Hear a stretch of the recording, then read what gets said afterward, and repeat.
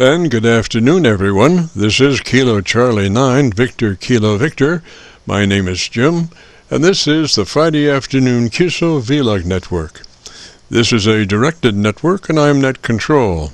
If at any time during the net should an emergency arise, please notify net control, and we'll stand by and allow those in need to access this frequency. Is there any priority or emergency traffic at this time? Is there any priority or emergency traffic at this time?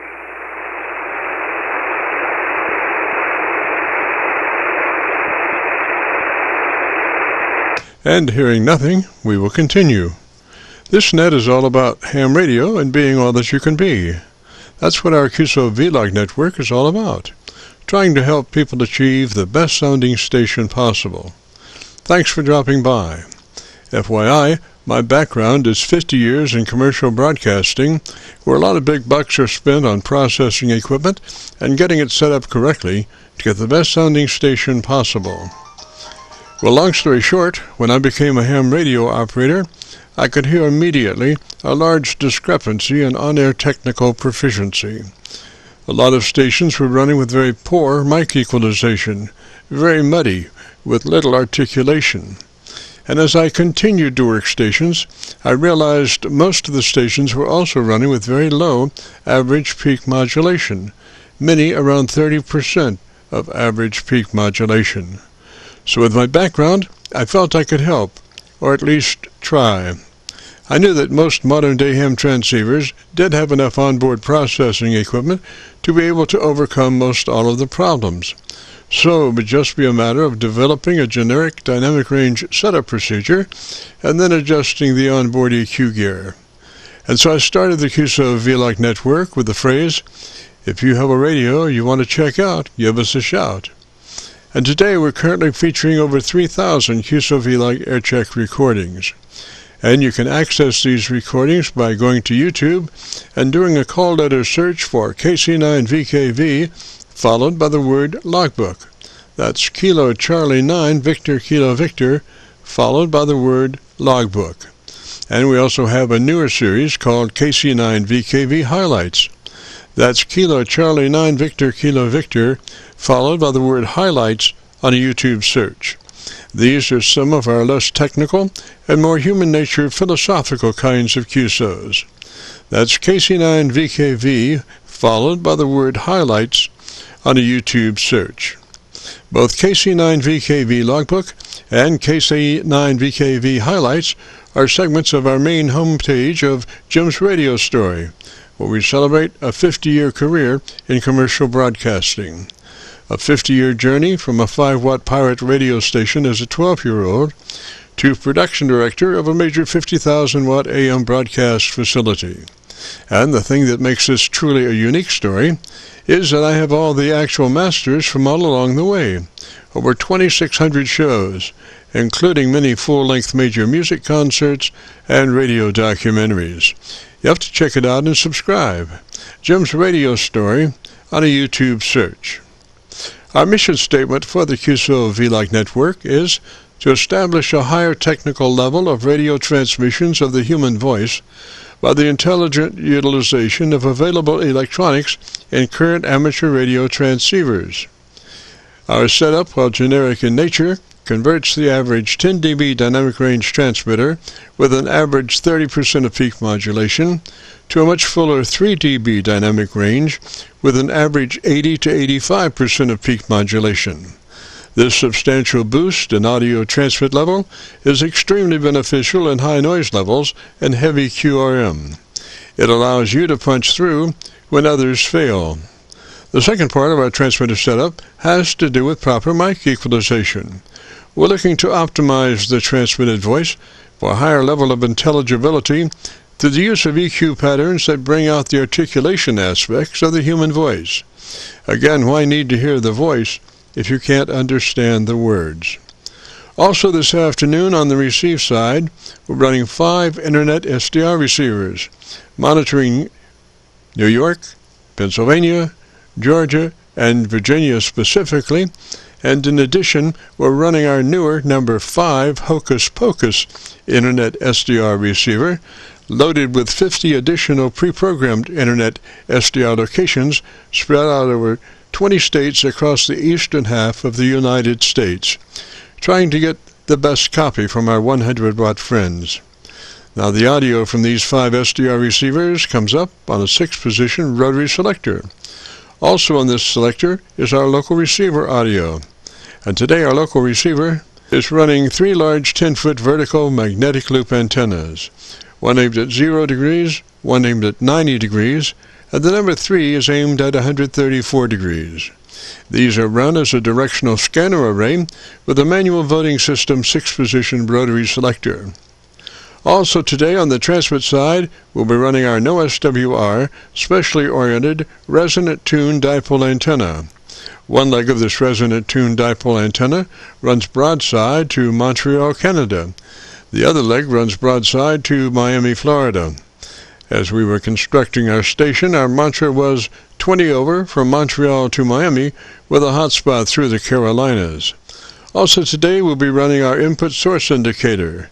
So when we switch from an Internet SDR receiver to our local receiver, you'll be able to hear the switch and see the switch.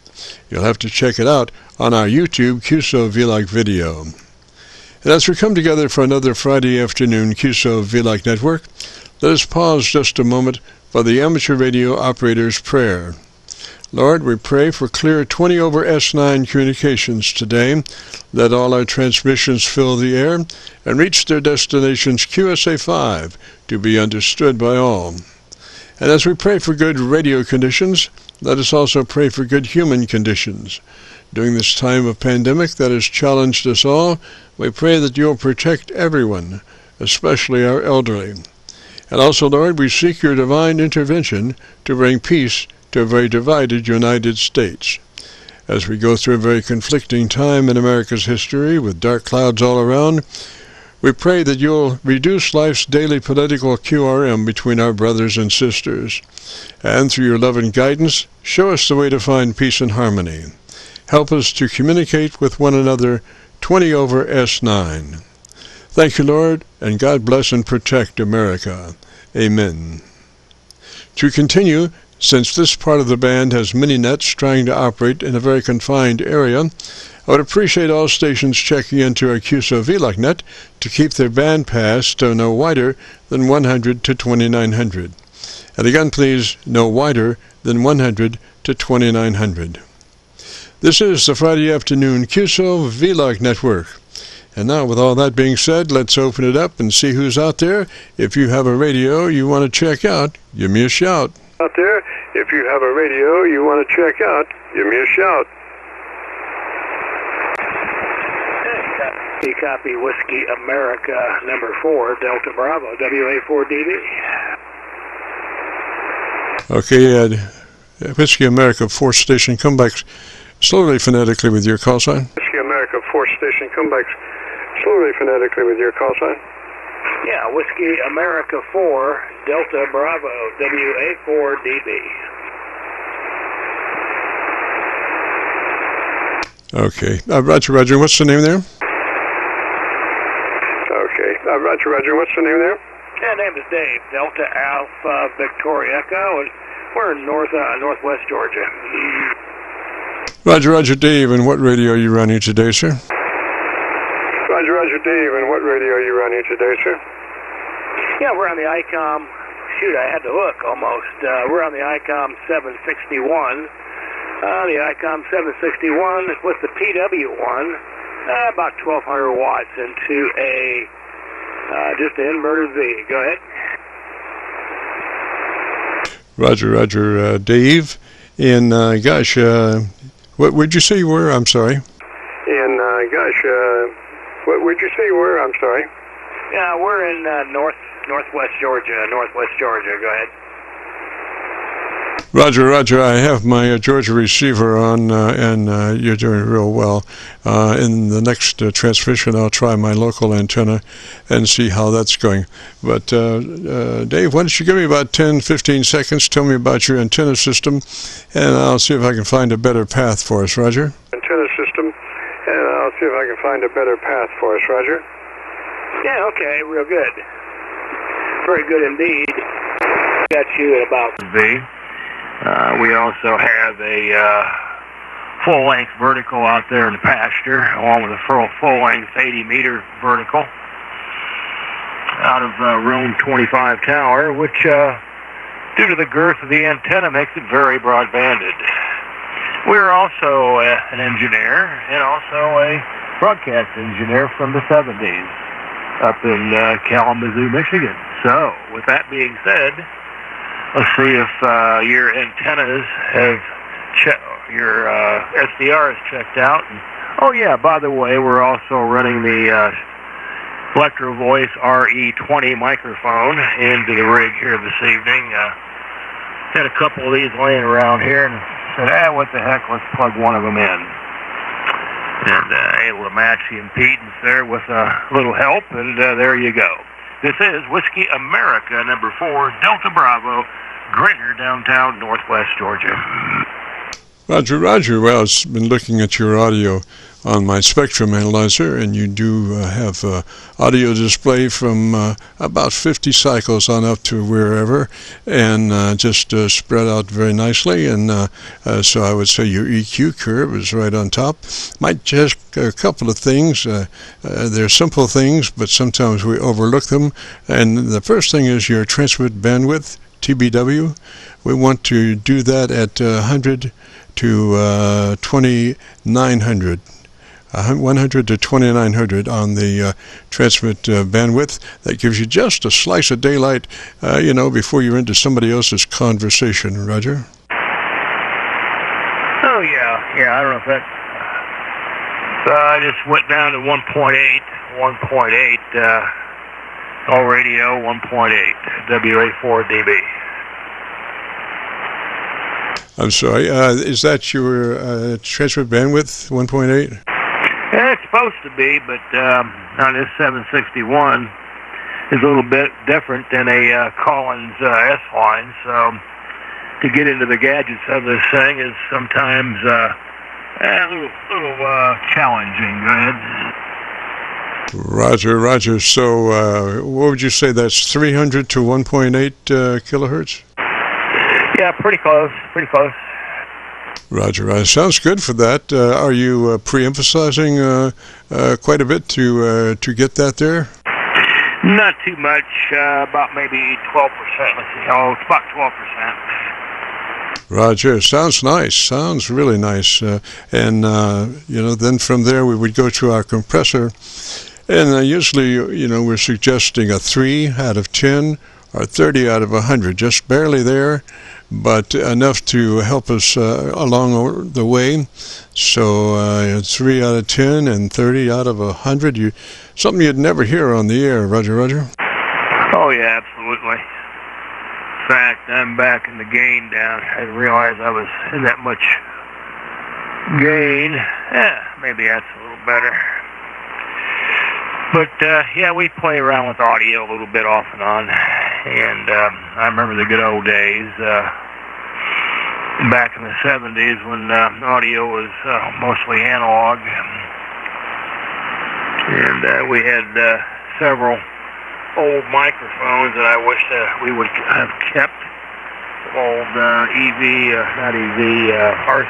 44s and 77s. And a guy asked me if I wanted those back then. I went, I don't know what I'd do with them. Now I wish I had them. Go ahead. Roger. Now that 44BX, I think, was,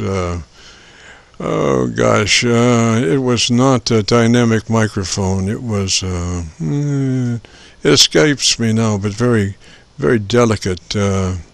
What was that 44BX? Yeah, the 44BX, which I do have one here, is a ribbon microphone. They called it the Velocity microphone. It's got a 6mm ribbon in it. And the 77, it looks like a Tylenol. And that has a 4mm ribbon in it. Both low impedance, very low output. They do need help considerably, but they're excellent for recording and very good for acoustical instrument pickup. Go ahead. Roger, Roger. I was surprised. I thought the 44 DX was a dynamic microphone, but yes, they should be brothers and sisters at the time, and about the only thing that would kill them is if you were to blow into them or something. Yeah, you got to be very careful. They were had to make sure you had enough foam in front of them, and one of my favorites is the old Amperite, made in New York, the Amperite RA, Romeo Alpha, and the Bravo Alpha. Those two microphones, out of a series of many, were just fantastic as far as acoustical instrument pickup, like the acoustic bass, cello, and stuff like that. The naturalization from the ribbon, especially from those, to get the ribbon set just right was just astronomical. Don't want to hold it. WA4DB. Roger, Roger, DV. I recall the mic handler, floor job that you had, kind of a piece coming up off the, it was on wheels so you could wheel it around, but you had to be very careful because once you got that mic in motion, it was so heavy that if you were to be spinning it around, you had to be sure and not knock your participants out. That's pretty much correct, to say the least. Yeah, we collect old broadcast microphones. Been doing it for probably 30, 40 years, and Electro Voice makes one very similar to the BA or the RCA, which is they call it their velocity microphone, the V2 and the V3, Victor 2 and the Victor 3. Which were dual impedance. They also make one which is the V1, the Victor 1, which is a smaller microphone, and these are all ribbons, and they're a booger bear to repair and get the ribbon set right in them. And a lot of times the magnets in those would go bad, and you'd have to replace the magnets, which we usually do with a good neoprene magnet. Go ahead.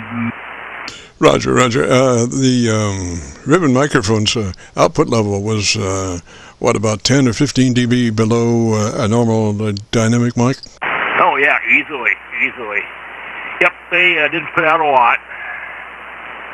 And unless you got the high impedance version, which a lot of people had the high impedance version, which you could go directly into like a 12AX7 or a 12AU7. And they had adequate gain at that point and were excellent for communications. Roger, Roger. Then were they running a twisted pair or just single shield? Single shield. The high Z, just single shield.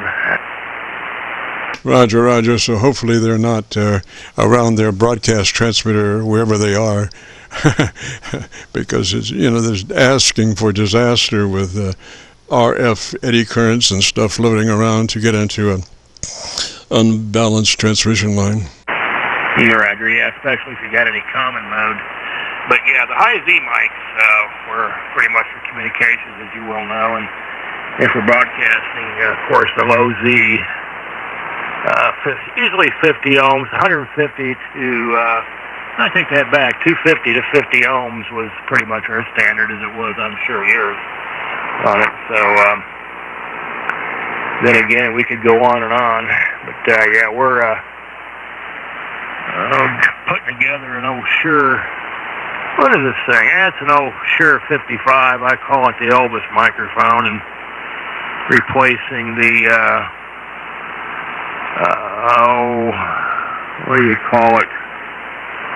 And the grill foam in it. And we were going to use it. I forget what I'm going to use. Oh, yeah, I'm going to put it on the callings. Yeah, that's right.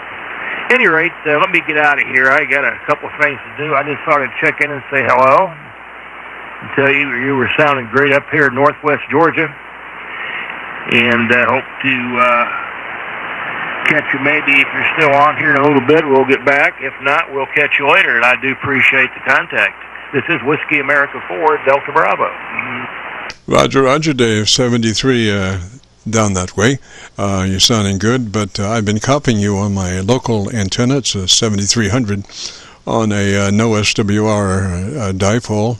And you've just been marvelous the whole time. I can't give you a real S meter reading because my RF is shut down to a quite low level to keep everything and preserve the dynamics of whatever it is instead of compressing it. If my RF level were hotter. But I can say that I have your voice that was level to 0 level, and then when you would stop speaking, I would see the noise level, and you were 15 dB over the residual noise level, which is a really nice signal. Some could correlate to a 15 over, or 20 over, something like that. And like I say, your audio curve is just beautiful. So, and I didn't hear a lot of plosives. I didn't know if you were running a windscreen, a foam windscreen or not, because I didn't hear hardly any mouth noises or plosives. But it really sounded good. And if you want to hear it, we record between 3:30 and 5, and then load it up to YouTube before noon tomorrow. And so if you go to Kilo Charlie 9 Victor Kilo Victor, followed by the word logbook, that will take you to this recording. It will be cut number 1 in a series of 3,000 or so, and I'll have it uploaded, as I said, by noon tomorrow. So 73 there, Dave. Yeah, 73. Yeah, good deal. I'll do that. And in postscript here, I'd like to say the RE20 electro voice is running what they call variable D, which is, actually variable distance. And how they do that, they got tubes running down the capsule of the microphone inside there. That's why they got all the fins on the side. And those 2 tubes have 3 holes in them. The longest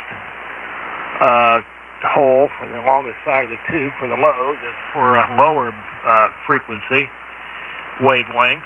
One in the middle for mid frequency wavelength, and of course one there very short part of the tube for high frequency. And what to do is they're pretty much getting around the law of physics on that one.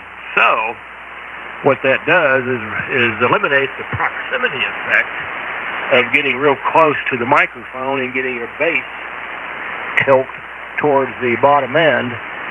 And it also helps with the angle of dispersion and a cardioid effect. So what does that mean? That means that you can get, like I'm about probably 8 to 10 inches away from the microphone, talking normal. And here's about, my lips are touching the screen now in the microphone, and there shouldn't be hardly any difference as far as bass. That's the proximity effect that it does eliminate that you get with a cardioid microphone. So there you go. Let me get out of here before my wife kills me. Been a pleasure. This is Whiskey Alpha 4 Delta Bravo. Did it? Roger Dave, 73 down that way, sir. You do have just a beautiful signal. I think you'll enjoy your recording. 73, and catch you later. This is the Friday afternoon Qso-Vlog net. If you have a radio you want to check out, give me a shout.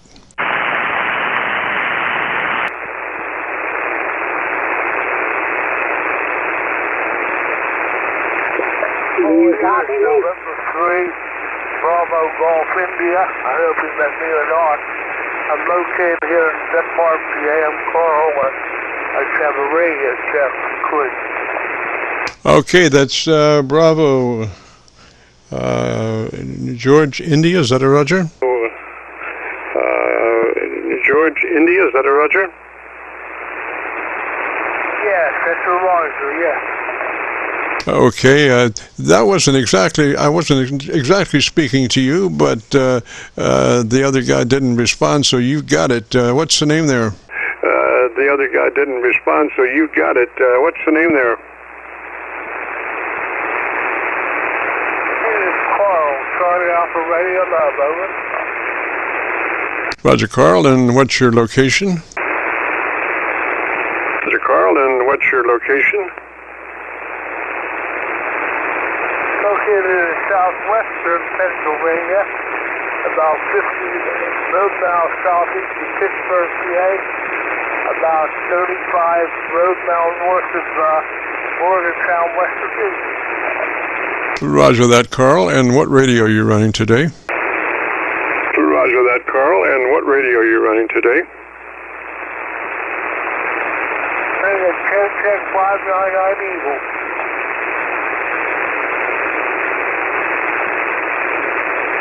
Tintec what? Tintec what? Tintec Eagle, Echo Alpha, Golf Lima Echo. Eagle. Roger, Carl. I thought you had something, a number between that, but roger that. So let me hear you. If you'll give me about 10 or 15 seconds, tell me about your antenna system.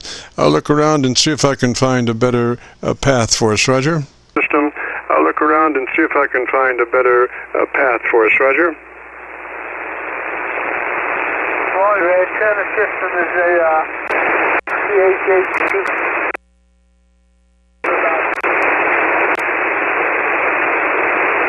Oh gosh, I've got 6 SDRs to go through there, and plus my local receiver, so I need just a little more chatter than that, Roger. Plus my local receiver, so I need just a little more chatter than that, Roger.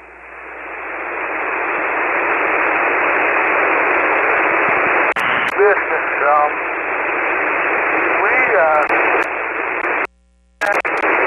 not so much the antenna, but I have a question.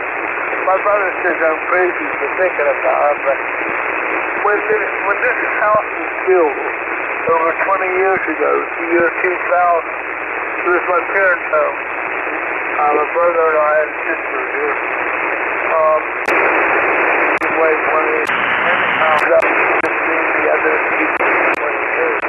Anyhow, before they built this house in 1999, I talked to the contractor for a new one. I said, when you put the AC wiring into my bedroom over the house we're in now, I said, can you wire it so that a breaker from the breaker box comes into one receptacle for my room directly and doesn't feed off into any other receptacles in the room, so that it's just isolated right straight from the breaker box. He said, okay, but I don't know if he did it right. I thought it would help solve some things. If he wired that directly into my room, is there any way he could have inadvertently, when he wired the other parts of the house, got some kind of a floating ground? Because now, the reason I told him to do that was to try to avoid having a floating ground. I don't know what happened if first passed the West Speedway 2018 and building the contractor. But I've been trying to figure out what's been going on all this time, and I just can't. It seems like that I have a other TV to radio here, and I don't know. It seems like maybe I'm imagining things. It seems like when I change the power supply switch here to a better radio, brother helped me do it. Because I have a slight handicap, but I got to switch the right side and everything. And all he had to do is put it in. It seems to help the station as far as the transmit receive on the radio is not to get out more power, but they got better reception from what car I use. Maybe I'm imagining things. Maybe I'm a little paranoid. Wrong.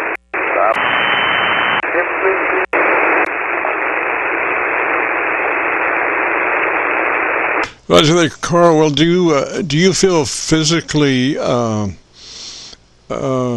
challenged, physically that the wiring might not be good and might have you in trouble, or I'm not exactly sure what the question is. You know, you always have the ability to call in a second electrician to take a look and see what's there and what his opinion might be. You know, that would probably be the best way, because he would know pretty much what the local code is, and you know, local code changes a great deal around the country as far as electrical wiring, and you want to be sure that you're in a safe situation there. So I would suggest maybe calling in a second opinion there and see what they say, Roger, about your wiring. A second opinion there and see what they say, Roger, about your wiring. I would, but I'm not the head of the house. So if my brother or sister was negated, then it would be all forgotten. As if it's true. So, the other house, the old house we were in, it had a floating ground on the AC receptacle of about 40 volts. And, Maureen says my appliances, they'll last real long over here. And I told her what me and my brother had found out, but we checked it with the AC voltmeter years back. So I don't know if the ramifications of what caused over there could be over here. We're up the street about 300 feet from where we just live. So I don't know. It's just conjecture. And if my brother thinks that something isn't right, is right, you have to take a bulldozer and run him over with his shaded line. But anyhow, the contractor did this house marked on we're on a breaker box, which breaker switch on the box inside of it controls the receptacle that had the one this said was wired directly to my room and one receptacle in his room. So I don't know. There's a lot of conjecture there, and more times when someone doesn't understand something or they don't exactly what you mean, what you're trying to explain, they'll dismiss it that you're imagining things or something. Now I know that I'd like to find out about this, but you know when you're not the head of the house, what are you going to do? Now, I'm thankful that they do put it, this brother did put my hand up for me, not showing how to do it, and he's very good at what he does. He can do good electrical work. I mean, really good. He can solder good electrical soldering. He's changed transistors and radios for me. He's done other things with them. But the fact remains,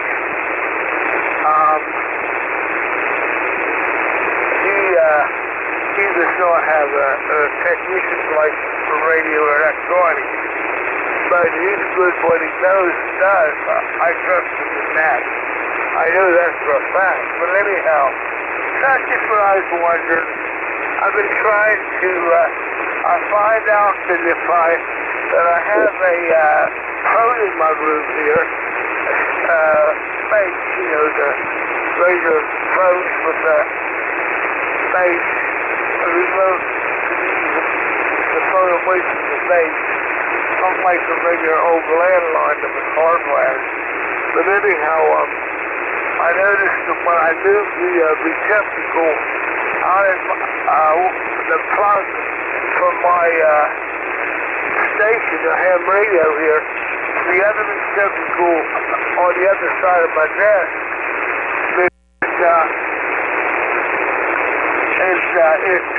There was no common receptacle, common breaker with my radio and the telephone in my room.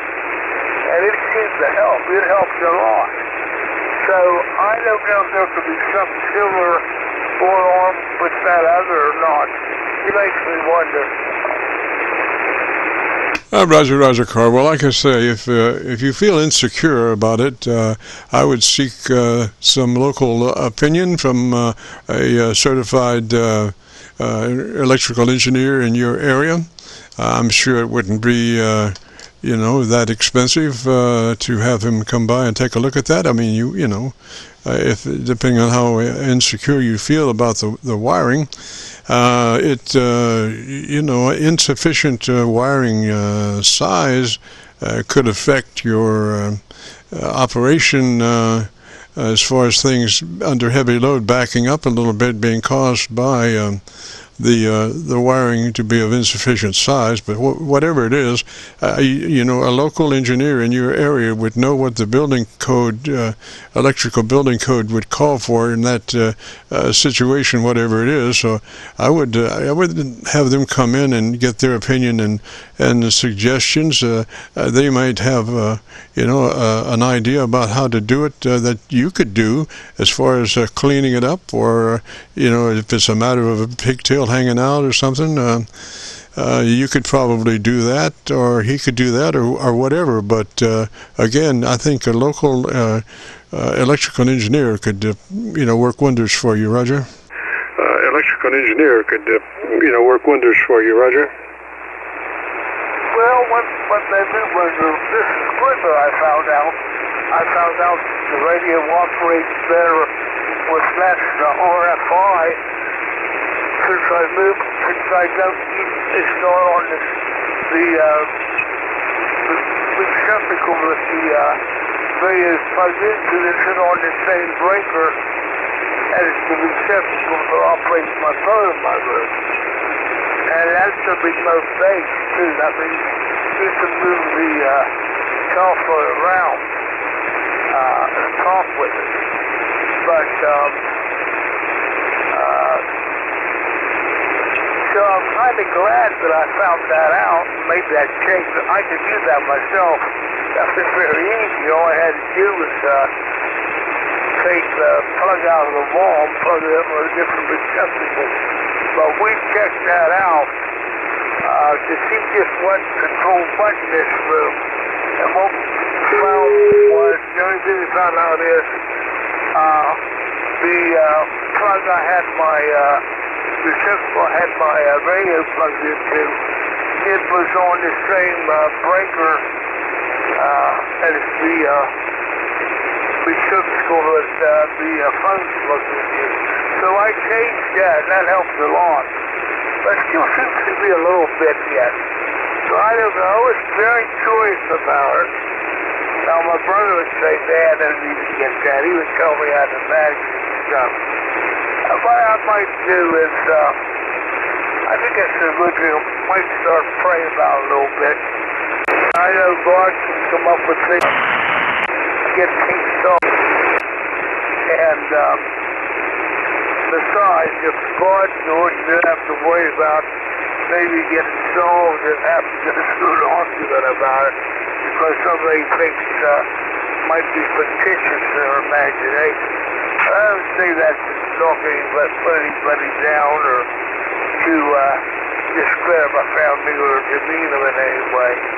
I just think it would be a good solution to do it that way. But it's not really a big problem that it actually harms anything. I'm just very suspicious about it. And when I think about it, it might not harm something immediately, but it might over a long period of time. And that's what I was thinking about. Okay, I thank you for your time. After we've been turn it back to you, because you probably want to see what other stations are on. So I won't monopolize the frequency. But I thank you. Have a nice day there during the weekend. M3BGI clear 73. Roger, Roger, Carl. Come back one more time slowly, phonetically, with your call sign. Roger, Carl. Come back one more time slowly, phonetically, with your call sign. Call sign November 3, Bravo Golf Italy.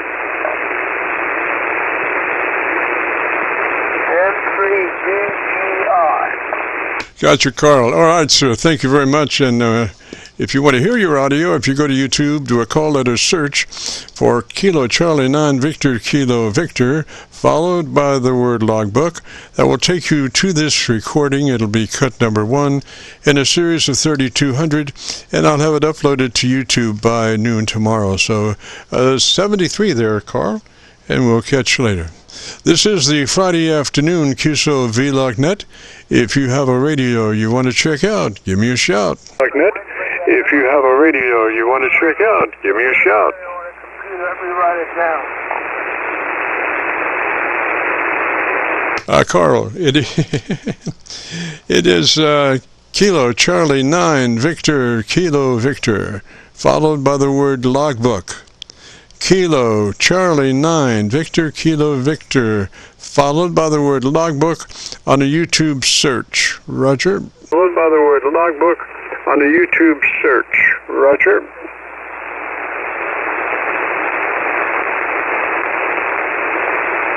Okay, is that all I need? Yes, sir. That'll do it, and we'll have it uploaded to YouTube by noon tomorrow. Yes, sir. That'll do it, and we'll have it uploaded to YouTube by noon tomorrow. Is that all I need? I think we doubled, Carl. Try it again. I think we doubled, Carl. Try it again. Is that all I need?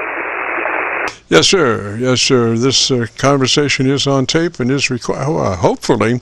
Now, every once in a while, something happens between here and there, and either the video doesn't make it or the audio doesn't make it. I'm using a computer to record this, and this computer has a lot of normal throughs that I have to change to specifically make it work for my intention. So I have to change things from the normal flow that it is, and sometimes I might make an error in my, one of those cross connections, but we try very hard, and I think we're up around 99.8% capable. So Carl, let me say 73 to you, sir, and we'll catch you later. Roger. Carl, let me say 73 to you, sir, and we'll catch you later. Roger. Roger, KC9VKV, M3BGI, thank you for your time and patience, and I tell you, you're 5 guys here in the southwestern PA, great store, safety store, fine job. KC9VKV, M3BGI, 73, I hope the work is good. Roger, Roger, Carl, 73. This is Jim, KC9VKV. Our station is located down around Louisville, on the Indiana side of the Ohio River, right at Louisville. And if, we're running the Qso-Vlog network from now till 5, maybe. And if some folks out there have a radio they might want to take a look at, give me a shout. Radio they might want to take a look at, give me a shout. Kilo 8 Echo Papa Sierra.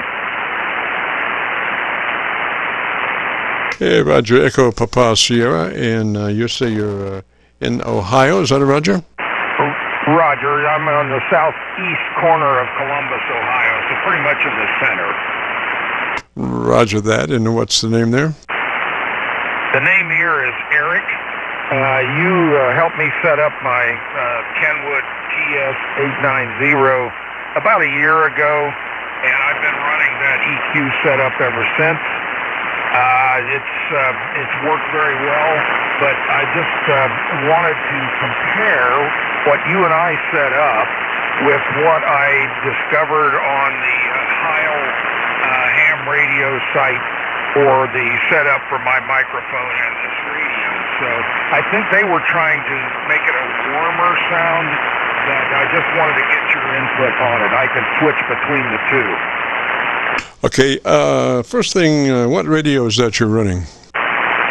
It's a Kenwood TS890. Is that an older radio or newer radio? Well, it's newer. I mean, they're still selling them, so it's probably the only one that Kenwood is selling on the high end right now. I don't think they're making their TS990 anymore. All right, so that's so. Why don't you give me about 10 or 15 seconds and let me look around and see if I can find a better path for us, Roger? All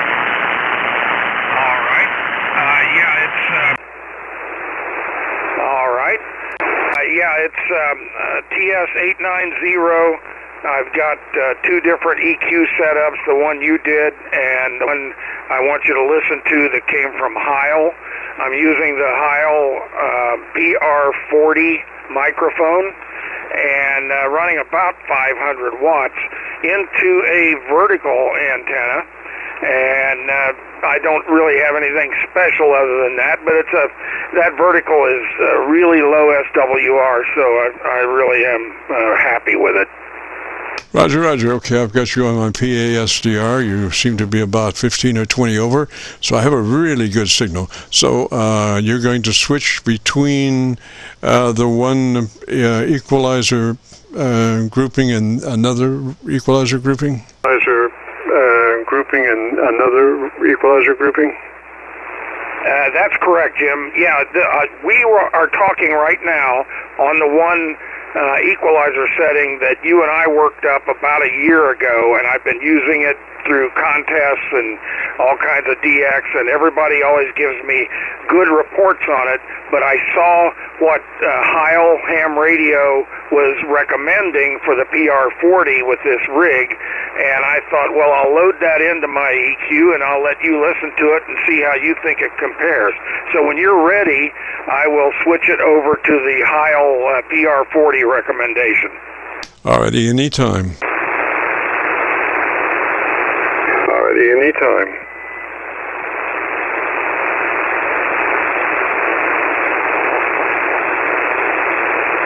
Okay, this is the setup that Heil recommended, which instead of coming down flat after about 1800, they actually had a little bit of gain just below that, and then they went flat after about, I think, 1200 or 1000 hertz. So this is the Heil recommended setup on the EQ for this Kenwood with a PR40. Oh, that, and then go back to the other one?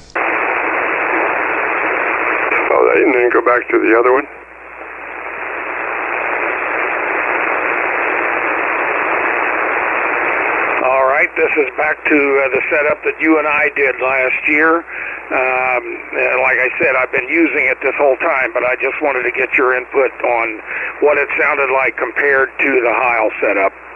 Roger, that setup has about 3 to 4 dB more bottom end around the base EQ. Sounds a bit warmer, a bit fuller. The other EQ is pretty upper mids only with, now I usually, I'm all in for more treble for articulation purposes, but in listening to that one, it just sounded pretty pushed in a lot of top end, more than what I would suggest. And the other one is obviously what our opinion was then and still is now. I prefer that one that you were last on, that had more bottom end, a little more bottom end, so it was a little more warmer, but it still had plenty of top too. So in my estimation, it would be good for a Qso microphone, or working on DX or numbers or whatever. Roger. Working on DX or numbers or whatever. Roger.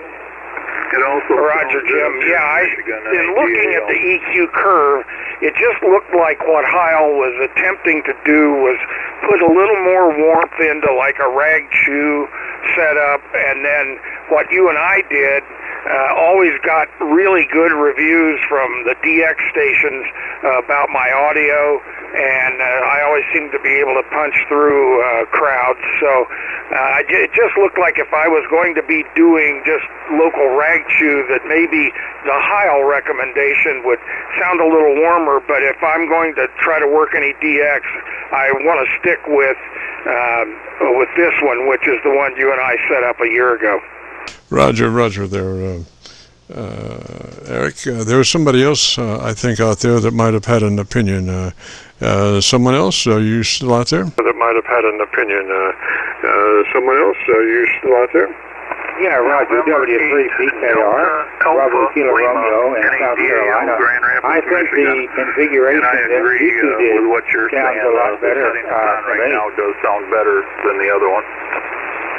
We almost had a perfect double there.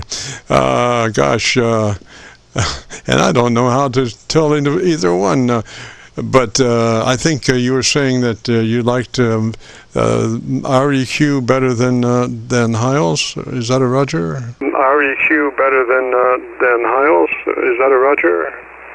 That is correct. I do like your setting better than Heil. It does sound a little bit fuller. No problem with copy at all in Michigan. Roger.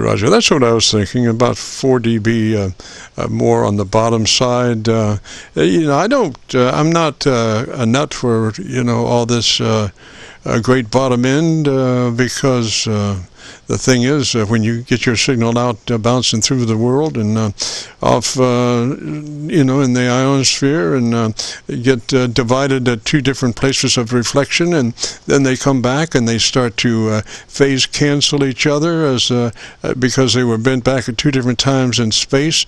And what happens is it affects the phase angle. And when it approaches 180 degrees, obviously you have cancellation.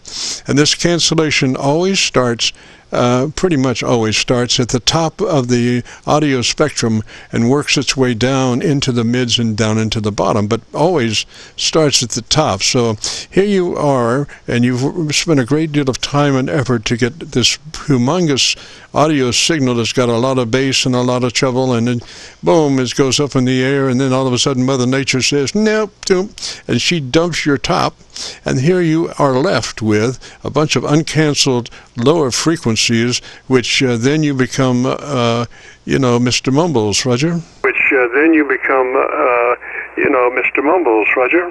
What a BS. Roger, Jim. Yep, I've been happy with it. I just wanted to try it to see if their attempt to make it sound warmer or give it a little more fullness was really worth it.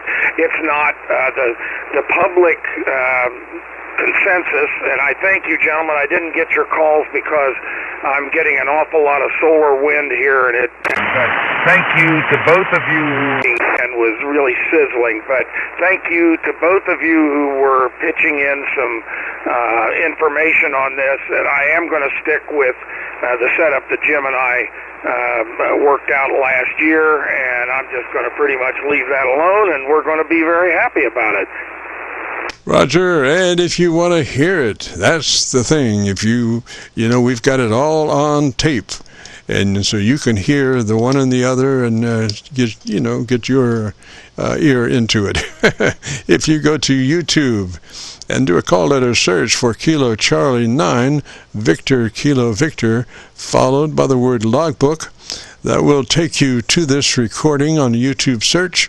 It'll be cut number 1 in a series of 3,200, and I'll have it uploaded to YouTube by noon tomorrow, Roger. And I'll have it uploaded to YouTube by noon tomorrow, Roger. Roger, Jim, once again, thank you so much. I had two wishes for today, and that's to get your opinion. And then I got the bonus plan when a couple of gentlemen all chimed in and confirmed what we thought. And then the other was I wanted to be able to hear myself on your vlog. So I'll tune into that tomorrow night and listen to it, and I can hear it for myself. All right, I'll turn this back over for what you do, and sometimes it's very frustrating for you, but you stay right in there and you get the job done. So This is Kilo 8 Echo Papa Sierra near Columbus, Ohio. Clear. 73, Jim. Sierra near Columbus, Ohio. Clear. 73, Jim. Roger, Roger, Eric. And for the last probably 15 seconds of your transmission, I swapped into my local antenna, which is a dipole on a 7300, and obviously the frequency response is a lot better on the 7300. I've got it with no filtering or no special effects. It's just as dry as you can be, but its frequency response is well into 100 to 29 or thereabouts, or so it is more accurate than the SDRs, but I had a better copy technically on my Georgia antenna, on my PA SDR, less noise on that one, but I had to get down into my local one just to hear how that bottom end and all that went together. So when you listen to it, just think about, I've got a chevron on the right side of the screen that tells you where I am, and right now I'm on the PA SDR. Earlier I was on a thing called Hocus Pocus in my local antenna, and Hocus Pocus is an SDR up around Cincinnati, Ohio, and then obviously my local antenna is just a local 7300, and so you can tell by the frequency characteristics of all, but I would say the closest one to absolute correctness is the 7300 on the dipole. It's like I say, full range down to 100 cycles, and my monitor system goes down to 40 cycles because it has a subwoofer in it. So anyway, give a listen and see what you think. 73 there, Eric. You have a great afternoon, a beautiful weekend. This is the Friday afternoon Qso-Vlog net. If you have a radio you want to check out, give me a shout. Like that? If you have a radio you want to check out, give me a shout. November Yankee 4, November Charlie.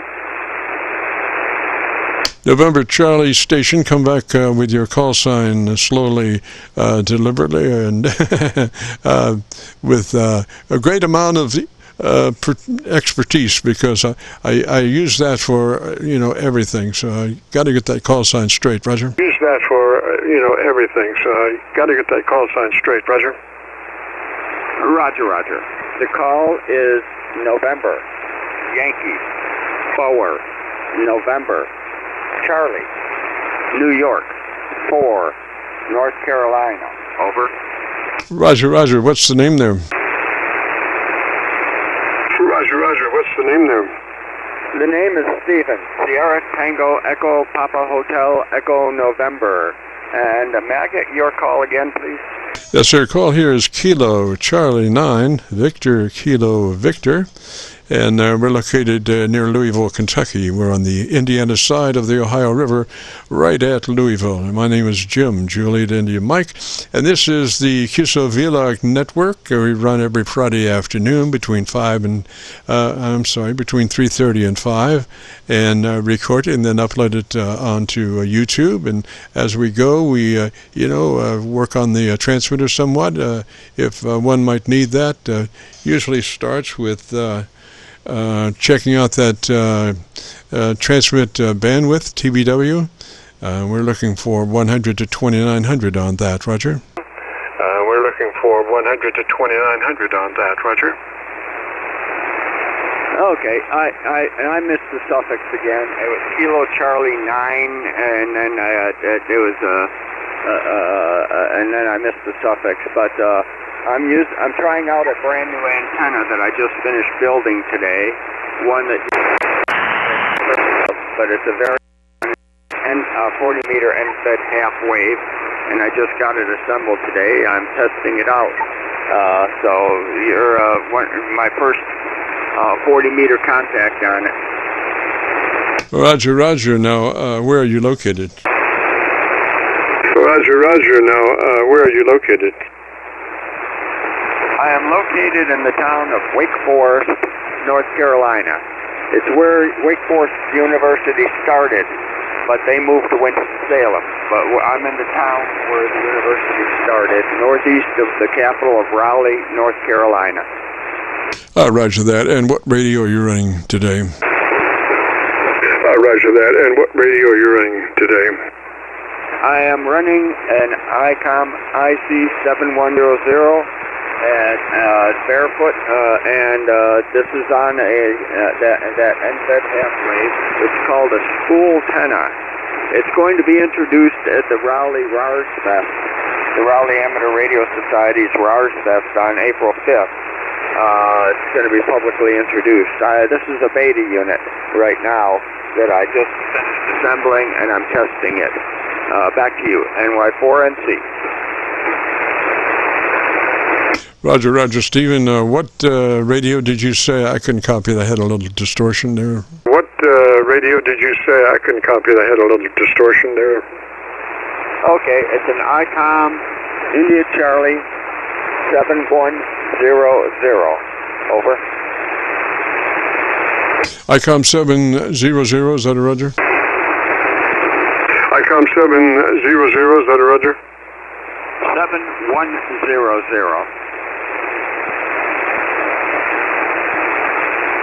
7100. 7100, Roger. 7100, Roger. USL. Okay, well, gosh, it's sounding pretty good. You were in North Carolina there, and I need to check my local antenna, amongst other things, to see how well that antenna is doing. I can go across the country in about 6 seconds, you know, that's probably about the best way I can say as far as how good that antenna is doing. So why don't you give me about 20 seconds and let me look around and see if I can form an opinion about the radiation pattern, Roger? See if I can form an opinion about the radiation pattern, Roger. Roger. When you do, once again, please. Kilo Charlie 9, and I missed time. I got Kilo Charlie 9, and I missed the suffix. All right, Kilo Charlie 9, Victor, Kilo Victor. And repeating, Kilo Charlie 9, Victor, Kilo Victor. Roger? Charlie 9, Victor, Kilo Victor. Roger? Roger. Kilo Charlie 9, Victor, Kilo Victor. Got it this time for sure. So, anyways, you just want me to talk a little bit so you can change antennas and check? Is that the plan here?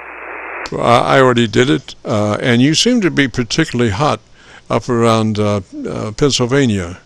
All things being equal, and these reporters, SDR receivers seem to be somewhat the same as far as sensitivity, but who knows about their antenna systems, orientation, and all that stuff. But you're most hot out of the Pennsylvania area, Roger? Out of the Pennsylvania area, Roger?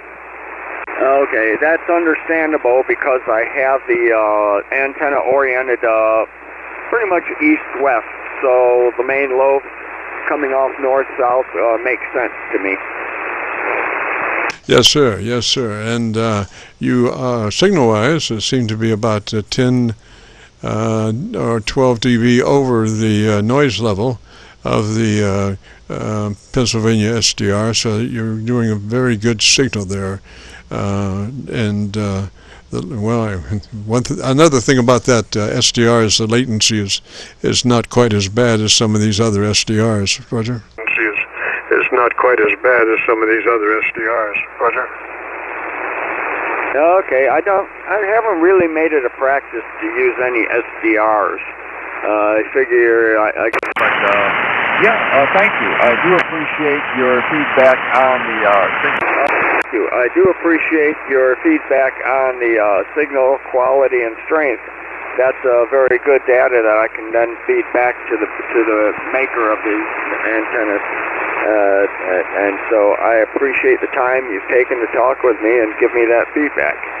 Back to you, NY4NC. Roger that, roger that. Yeah, the thing is, you know, you're always playing ping pong when you have choices. I believe ham radio is, to me, as far as what we do on this network, should be about choices, trying to get the best signal that you can to be able to hear the audio to correct it or work on it. So that's primarily what we do with these SDRs. You know, we're also making allowances for the bottom end aspects of the SDRs and try to get back to our local antenna when we can, just to check that bottom end. It might have a lot more noise on my local antenna, but I can hear the audio curve much better, truer, because of the frequency response capabilities of a 7300 versus these SDRs coming in through the net line. Roger. The net line. Roger. Roger, that makes a lot of sense. But anyways, let you go so you can get somebody else in here. This is November Yankee 4, November Charlie. I'm going to say 7-3. Back to you, and I'll be clear on your next transmission. Roger 4 there, Nancy Charlie, and Stephen. Like I say, we've been recording since 3:30, so if you want to hear this recording, if you go to YouTube, do a call letter search for Kilo Charlie 9, Victor Kilo Victor, followed by the word logbook. That will take you to this recording, and I'll have it uploaded by noon tomorrow. So 73, Stephen, and have yourself a good afternoon, great weekend, and if you get a chance, join us next Friday. This is the Friday afternoon Qso-Vlog net. If you have a radio you want to check out, give me a shout. Vlog net. If you have a radio you want to check out, give me a shout. Kilo Charlie 8, Romeo Juliet Hotel.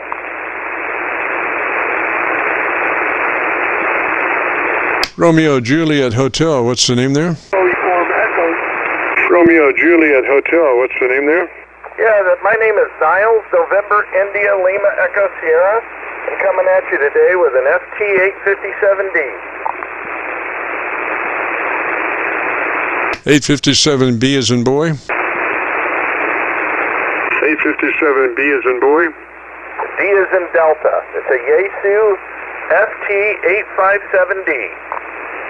Oh, roger that. And Niles, what is your location? And Niles, what is your location? I am in Cincinnati, Ohio.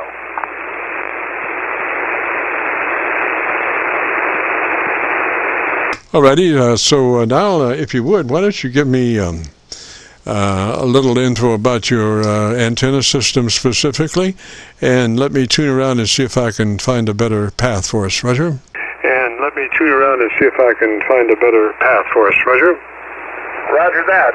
I am using running that through an MFJ foot in length 9 tuner.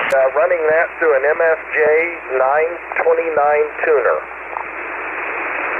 Okay, Stephen, I've got you real good on that, my SDR, my Kentucky SDR up around Cincinnati. On the Kentucky side of the Ohio, right at Cincinnati, so I got you pretty good. We do usually start, as far as doing our setup on the transmitter, with a question about if you're familiar with the transmit bandwidth, TVW. In setting up your transmitter, we want it to operate as best we can, and if you are rolling off the top through that TVW, we won't be able to really exploit the finer capabilities of that radio because the top end is getting rolled off.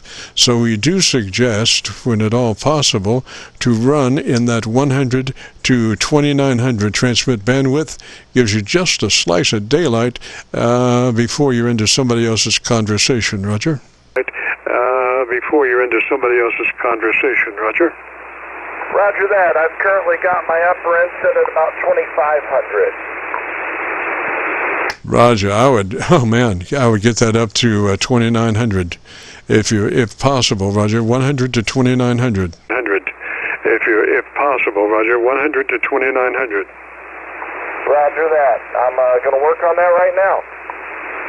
All right, so I'll talk just a bit as you do that. The thing is, when you get to those lesser resolutions like 2,500, you're rolling off that top end of your audio spectrum on your transmitter. And that is where all of the intelligibility occurs, up in those upper frequencies of your transmit band. And so we want to keep that preserved as much as possible. So we suggest 100 to 2,900, and then that gives you just a slice of daylight before you're into somebody else's conversation. But it's a maximum capability for your transmitter, Roger. But it's a maximum capability for your transmitter, Roger. Roger that. I just set my bandwidth to 3,000. Hopefully that helps. Well, we're actually looking for 2,900, see? 2,900 is a magic number because then it gives you just a slice of daylight before you're into somebody else's conversation. And you've all been experienced with that, and we don't want that to happen, so that's why we're saying 100 to 2,900 is the preferred transmit bandwidth. Roger? 2,900 is the preferred transmit bandwidth. Roger? Roger that, and I just set it to that. 100 to 2,900. Excellent. Then we would proceed on to your compressor processor, and we're looking for just a third of that capability. In our estimation, a 3 and a 6 are the same as far as actually working on the word. The only difference is the 6 gives you suck up between the word, whereas a 3 doesn't. A 3 is very transparent, so that's what we're looking for on that transmit compressor processor. 3 out of 10 or 30 out of 100, Roger? The processor, 3 out of 10 or 30 out of 100, Roger?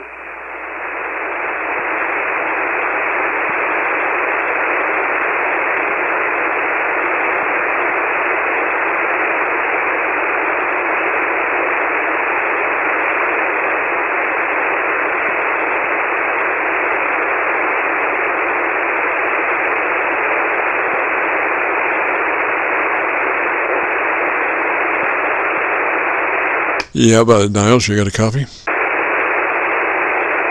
Yeah, about Niles, you got a copy?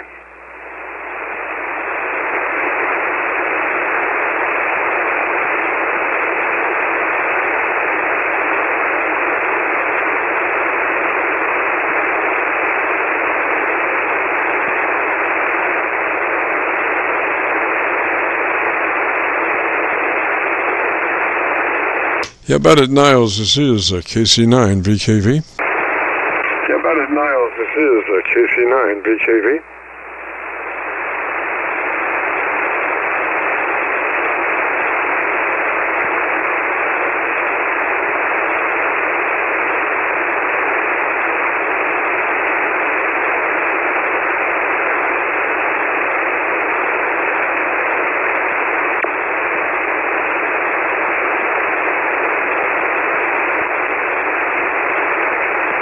This is Kilo Charlie 9 Victor Kilo Victor. How about it, Niles? You got a copy?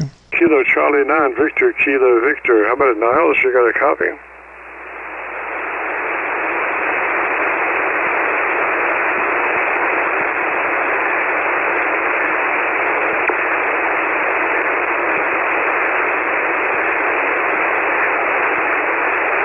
Well, maybe we had some discrepancy there, Miles. Niles, you still have a copy? Some discrepancy there. Do I have a copy?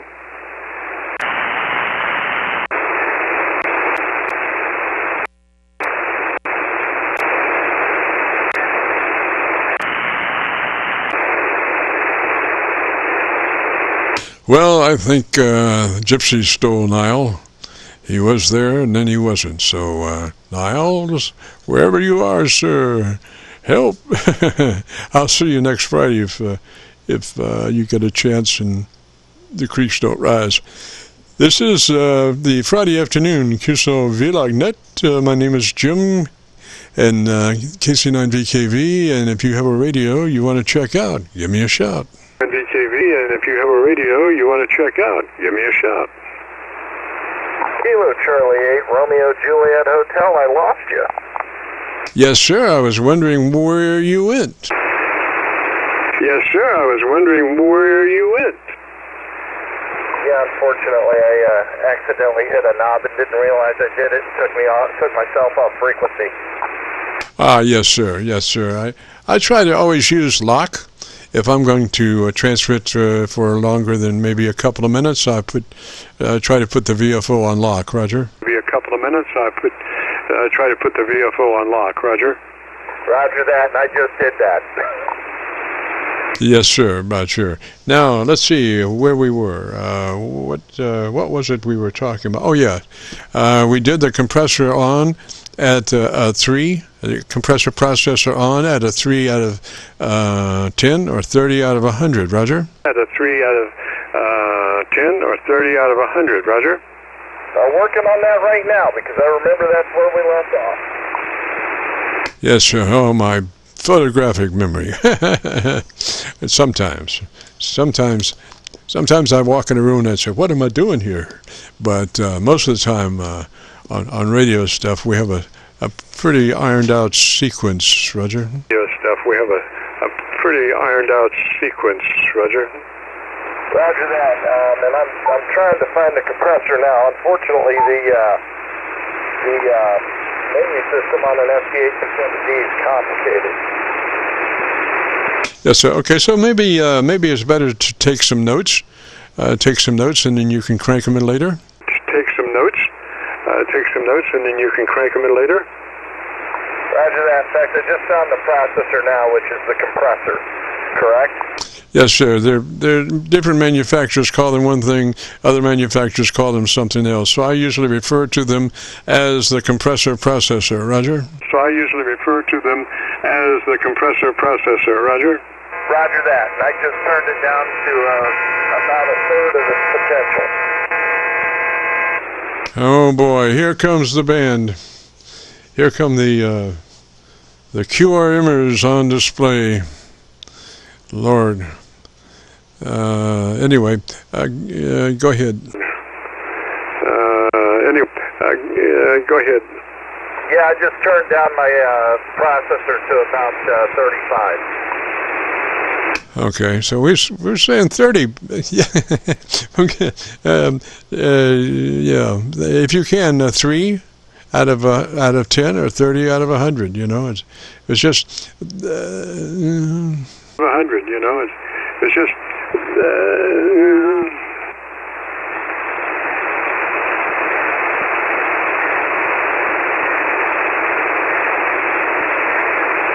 There we go, 30 out of 100. Well, there you go. Didn't hurt at all.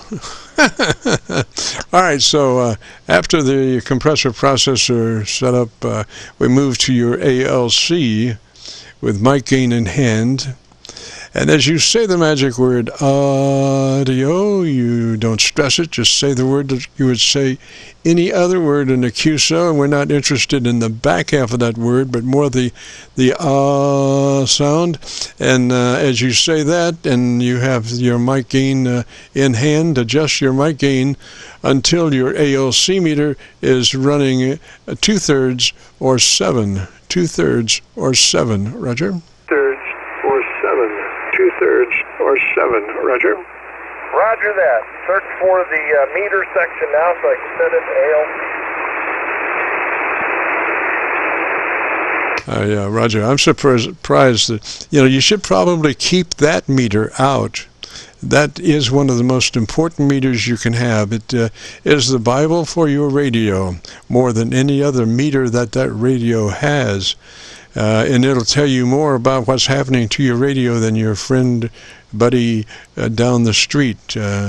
It reflects, exactly what's going on. So you want to set that by saying the word audio, and we chose that word specifically because of the multi harmonic nodes through that word. If you look at that word on a spectrum analyzer, you'll just see wall to wall from the bottom on up microphonic harmonics of that word. So it's a great word to set your radio modulation with. So as you say the word audio, adjust your mic gain until your ALC is running 2/3 or 7. Mic gain until your ALC is running 2/3 or 7.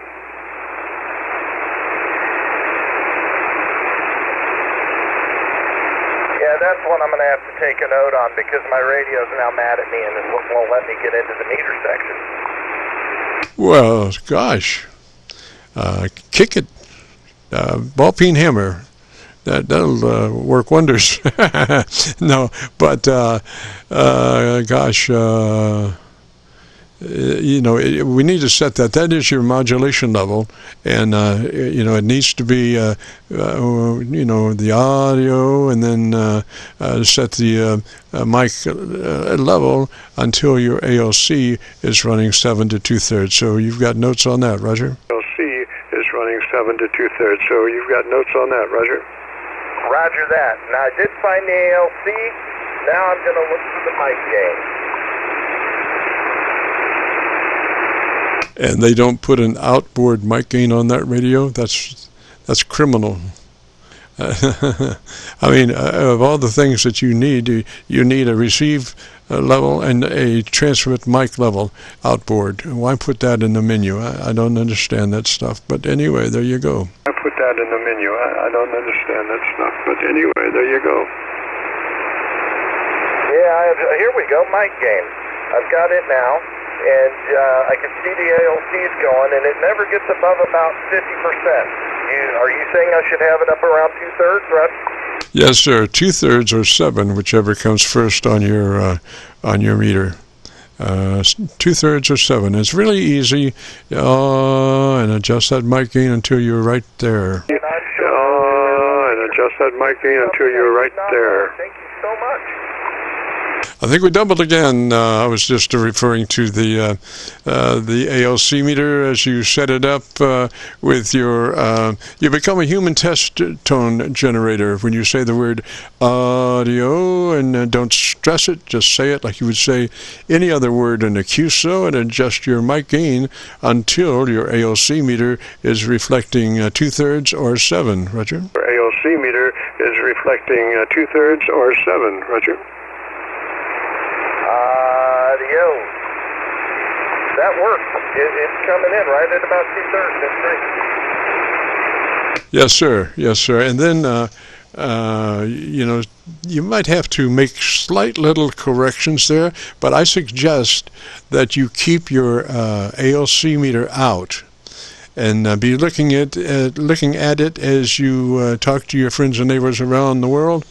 And it is something that you should develop a relationship with, over a period of time. So that's why I would say keep it out indefinitely and refer to it as you're talking to your friends. And there's two things that will keep that meter in the sweet spot, and that is the speed, the rate of your speech, and that's primarily it, because if you talk like that, the meter would never stay up into that sweet spot. It would fall out immediately before you could say the next word. So you want to speak fairly quickly, within reason, and that would be what I would do. And I would, like I say, just keep that meter out for reference, Roger. What I would do, and I would, like I say, just keep that meter out for reference, Roger. Roger that. I'm going to ask a question because I'm a little ignorant to what the ALC is. Can you explain that? Yes, sir. That's a meter that's tied to the modulation capabilities of your radio. It's tied after the limiter. So it's going to read, if you were to exceed that level of 2/3 and start trying to go further, you're going to have a limiter come in there and try to keep that level down from overmodulating. And the ALC meter is looking at the signal going into the transmitter after the limiter. So that's why we want to set it at 2/3, and it gives it just a little bit of it gives it 3 dB of headroom there before it goes into actual limiting. And what we're looking for is to scrunch down to a 3 dB dynamic range signal, which means that your average percent of peak modulation at 3 dB is 80 to 85% of peak modulation. And now, I'm just talking numbers here, but if you had no processing at all, say I had a VU meter tied to a PA system that you were talking on, like a Little League baseball game or something, and I have my audio system tied to that and looking at your signal with a VU meter, my meter would be bouncing all along. They say that, if unprocessed audio is 10 dB wide, 10 decibels wide on unprocessed audio, but that's not enough for us on ham radio. We need a fatter signal, so we start condensing this signal, and we're trying to get down to 3 dB dynamic range, which means that at that point that our average percent of peak modulation is between 80 and 85%. Roger? Is between 80 and 85%, Roger. Roger that. Thank you so much for explaining that. So the challenge for me is, I came into ham radio with essentially no Elmer. I've been just sort of sorting my way through this as much as I can, and thank you for this opportunity today to learn a little bit. Roger. Now, what do you think of the possibilities of getting to your tone board or your equalizer? Your tone board or your equalizer. I'm not sure this radio has one. Well, I would be surprised if it did not have one. And why don't you take another note there about your equalizer, if you find it, when you find it, that we need some more on the top end there, some more treble boost, and we want to keep that mid-range flat, and probably the baseline pretty much like it is. So I would just suggest like a +4 on your treble boost, +4 on your treble boost, be flat on your mids, ±0 or off, and just your bass where it is now, Roger? Your bass where it is now, Roger? Roger that. I have the manual for the radio here up and looking at it in PDF. With any luck, I'll find something about that. Yes, sir. I wish you well. I've got a copy of that book from the printer. I think it took me about a ream and a half of paper to do that, Roger. Printer. I think it took me about a ream and a half of paper to do that, Roger. Yeah, and like I said, the menu system in this radio is almost hostile. I love the radio. It works great, and it still holds the title as the smallest all-band, all-mode, full-power radio ever made. So it's got some neat advantages, but it does make using it a bit difficult with this highly impoverished user interface. Yes, sir. Well, we just have to get along with what we got. Get along to come along and make things better. But if you only can get to it through the menu, you have to deal their game. It's the only one in town for that radio that I know of. So anyway, Niles, let me say 73 to you, sir. And if you want to hear that audio of your radio, if you go to YouTube and do a call letter search for Kilo Charlie 9 Victor Kilo Victor, followed by the word logbook, it'll take you to this recording. It'll be cut number 1 in a series of 3200, and I'll have it uploaded to YouTube by noon tomorrow, Roger? And I'll have it uploaded to YouTube by noon tomorrow, Roger? Roger that. Kilo Charlie 8 Romeo Juliet Hotel. Thank you so much for your time. I've enjoyed it. Roger, Roger Niles, 73, sir. You have a great afternoon and a beautiful weekend, and join us next Friday if you get a chance. This is the Friday afternoon Qso-Vlog net, and all that being said, we got to get out of here and return this frequency back to normal amateur radio use. This is Kilo Charlie 9, Victor Kilo Victor. Clear? Kilo Charlie 9, Victor Kilo Victor. Clear? KC9VKV, N8DAL, N8DAL, Grand Rapids. Go ahead, Grand Rapids. Go ahead, Grand Rapids. Hi, Jim. I'm just wondering if you'd please let me know what hours Zulu typically you're on this frequency. I really, really appreciate you maybe trying to help me get the audio set up here on my radio. I have a Kenwood TF2000, which is new to me. Obviously, it's about a 20-year-old radio. And I'm running it with the Kenwood MC60 desk mic. And I'd really appreciate you being able to critique what I got going on over here. I'm just wondering when would be a good time for me to catch you here and run some of this stuff by you. Are you fairly familiar with your radio? Are you fairly familiar with your radio? I'm just going to be honest and say no. I do know it has the processor in and out. It has the mic gain. It has a couple of different EQ setups on it. And you can find the different pages in the manual, but to try to probably do it right now, I don't have it all at my fingertips. Okay, so you're a little hot somewhere. I'm not sure where, but for the game, why don't you? What is your current mic level? What is your current mic level? Why don't you? What is your current mic level? What is your current mic level? Let me pull that menu up a minute.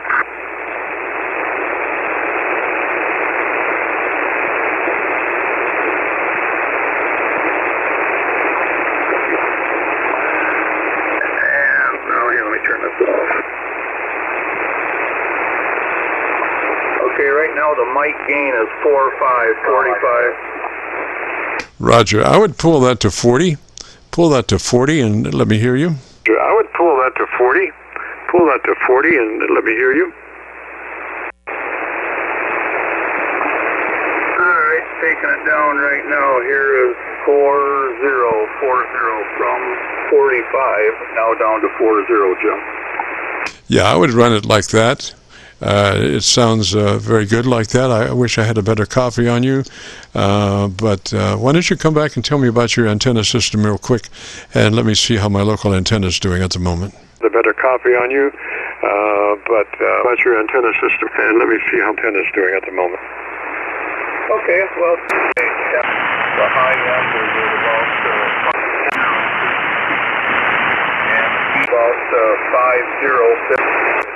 50 feet, and the feet is about 4 feet. Feed point is at 4 foot. High end is at about 5, and again it is a Nelson brand 10 through 14. Roger, Niles. I went through my antennas, my SDRs, and you're still hottest on the PA SDR. I don't have a real good signal on my 7300 to be able to hear you clearly there, but you're sounding pretty good into the SDR, so I would leave that. We brought your audio gain down just a little bit. It was wanting to suck up between words some, and now that has been alleviated, I think, provided you don't talk like that. I mean, if you have a normal cadence, that compressor should be just fine. Roger? That compressor should be just fine. Roger? N8DAL, Grand Rapids. Okay, Jim, well, thank you very much. Like I said, I know this thing has many, many different settings. And as I was listening to you talk to the other gentleman about having certain parts high and certain parts flat and certain parts low, I do remember seeing those described in the manual. Right now, by the way, Jim, I did turn the processor off. The processor is off, so I could run my mic gain. And now I did just turn the processor on. I did not do anything else. Mic gain is still at 40. But I did turn the processor on. Did that make any difference on your receive or no? Yeah, just let me ask, are you still at 3 out of 10 or 30 out of 100 as far as setting that mic, the compressor processor audio level? Do you have a meter that shows you the input level to your compressor processor? That shows you the input level to your compressor processor? I'm just going by the meter on the front of the radio, and I'll have to check my meter setting right now because right now I don't have it set up to show my compression. Yeah, well, it's too much now. Just go ahead and turn it off. I would turn it off. And, you know, sometimes your equalization curve is set to your processor compressor. That is, they have different banks of control, EQ controls, depending on whether you're in the compressor processor or not. So just remember that, and I would just keep that that compressor processor off because it is sucking up right now. That compressor processor off because it is sucking up right now. Okay, so right now you do not care for the way it sounds then, correct? No, it's sucking up between words. It's not good. It's like irritating, you know. So that's why we pick a 3. If when you do run your compressor, a 3 keeps it from sucking up between the words, which doesn't do anybody any good except irritate the listener, Roger. Doesn't do anybody any good except irritate the listener, Roger. Okay, I appreciate your comment. Thank you. All right, I know you wanted to get out of here about 10 minutes ago, and you were kind enough to give me 10 more minutes of your day. So I'm going to get out of here. Is there a good time, Jim, that you're typically on the air so I can maybe look for you and we can continue this conversation another day when you have more time? Roger, we're just running on Fridays from 3:30 till 5 on this frequency, 7188. 3:30 till 5, Roger. Usually, we're usually a bit slow in the front, so you might want to jump in there right after we do the opening. It's about 7:35, 7:39, somewhere in there. I'm 7. What am I saying? 3:39. That's when we would usually come out of the intro, Roger. That's when we would usually come out of the intro, Roger. Okay. All right, well, I will try to convert that over to Zulu time. Right now up here in Grand Rapids, it's about 5:10 in the afternoon. So I will try to get your time converted over to Zulu, and maybe I'll get lucky and be able to see you in here again on a Friday. Roger, our time and your time are the same. I have 14 minutes past 5, so your time and my time is the same, Roger. Past 5, so your time and my time is the same, Roger. Okay, I really appreciate that. All right, Jim, I'll let you move on. Thank you again for sharing your time with me today, and I'll look forward to stopping by and have you continue to help me, and I'll try to have the manual open next time so I have a little better idea what buttons to push and when. Thanks again for helping me get the mic gain turned down. Instead of 4.5, I have it down to 4.0, so thank you very much for that. KC9VKV to pick it up, N8DAO, Grand Rapids, 73. Roger, now 73, sir. You have a great afternoon, beautiful weekend, and yeah, if you can, jump back in here for next Friday. We'd love to have you. And also, if you want to hear your audio as it stands, if you go to YouTube, do that call letter search, KC9VKV, followed by the word logbook. That'll take you to this recording, and I'll have it uploaded by noon tomorrow. 73. And with that all being said, we got to get out of here again and return this frequency back to normal amateur radio use. This is Kilo Charlie 9, Victor, Kilo Victor, clear.